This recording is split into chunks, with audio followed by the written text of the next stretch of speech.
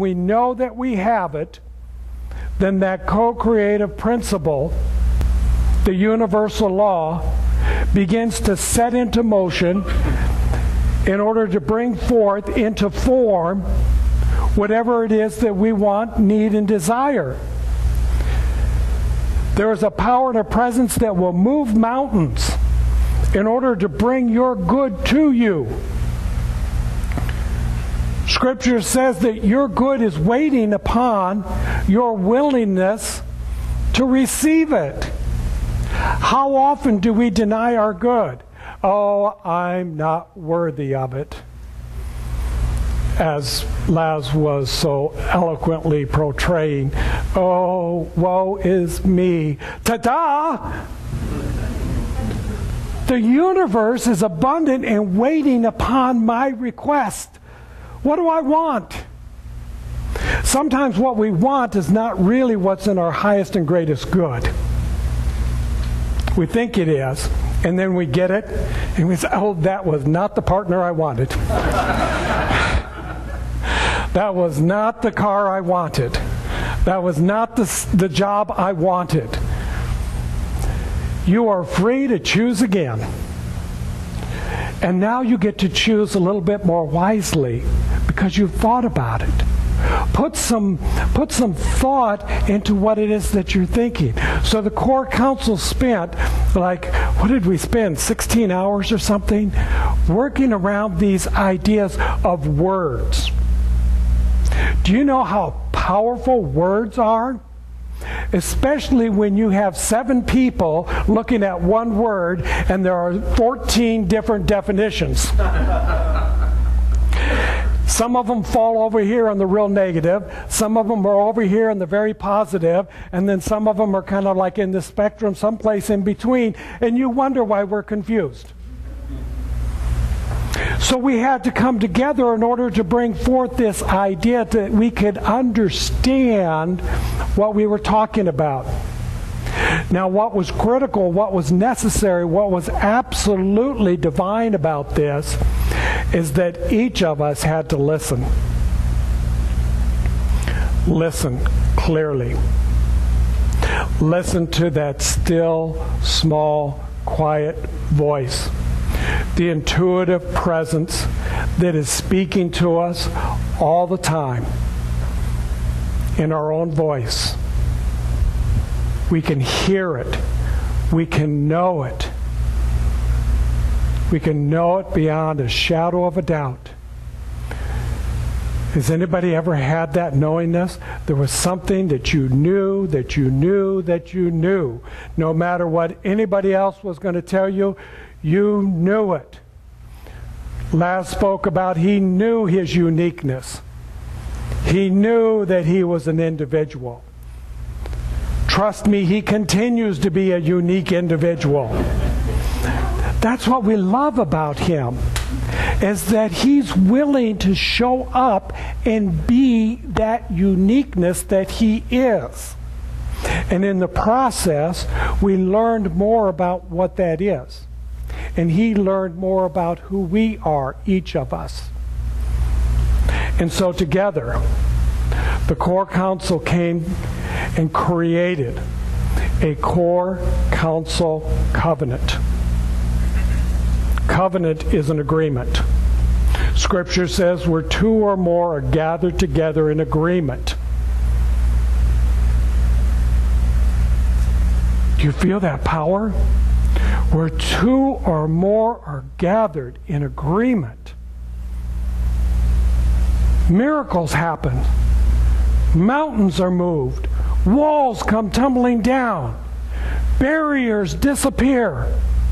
Healing happens in the body, in the mind, in the emotions. 2 or more in agreement. Now you can agree on something that's negative, and you can go out and create chaos in the world because 2 or more have agreed. That's the whole story about bullying.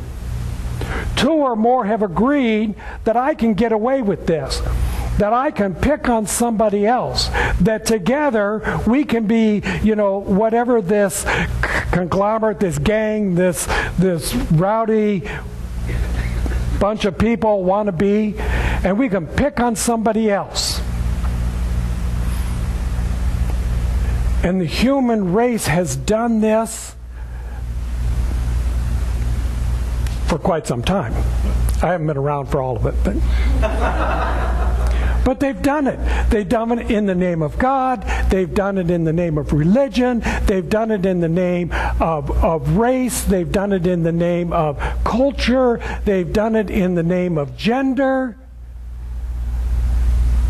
Pick any one of them.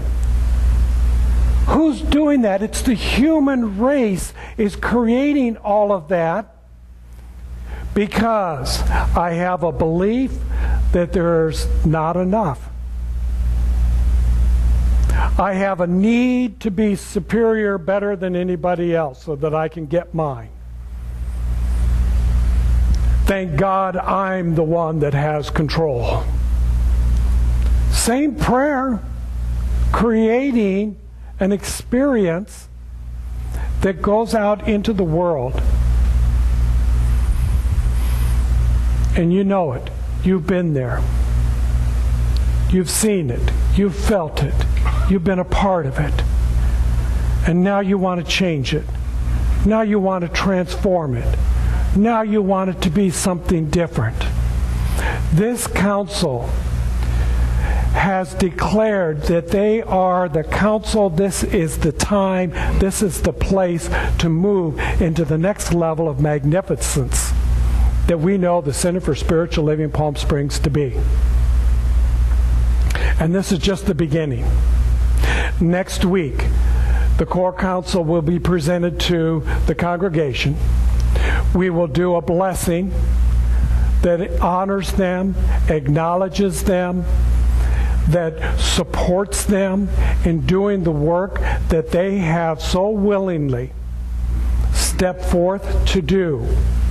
And they need to know that you are here to love them through whatever that process is going to be. Because it was not easy.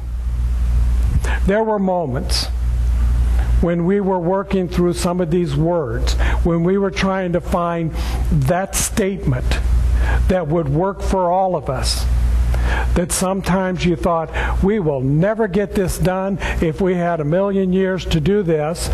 And then all of a sudden, pop, there it was. 3 words. Our covenant, our mission, our vision, our statement, our intention. It was really quite interesting because the way the thing is set up is that you're supposed to have like 5 or 6 intentions. This group came up with one solid intention. And our facilitator was saying, are you sure? Well, I don't know that we can do that. That's never been done before. We really have to have 5 or 6. And we sat there and we said, no. This is who we are. This is our intention. Finally, she released. She was like, okay, it's yours.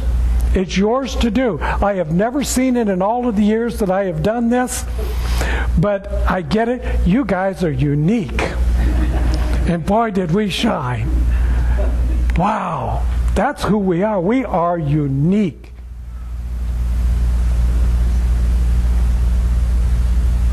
Each and every one of you is a divine, individualized expression of spirit. Whole, perfect, and complete. Just as you are. Nothing needs to be saved. Nobody's lost. Nothing's broken. Nothing needs to be fixed. Can you improve upon it? Yes. Can you multiply it? Yes. Can you experience a greater good? Yes. Try that again. Can you experience a greater good? Yes. Yes. Let's go within on that word yes. Close your eyes if you would. Take a couple of nice deep breaths. Anchor yourself into the chair that's supporting you right here, right now. Feel the power of yes.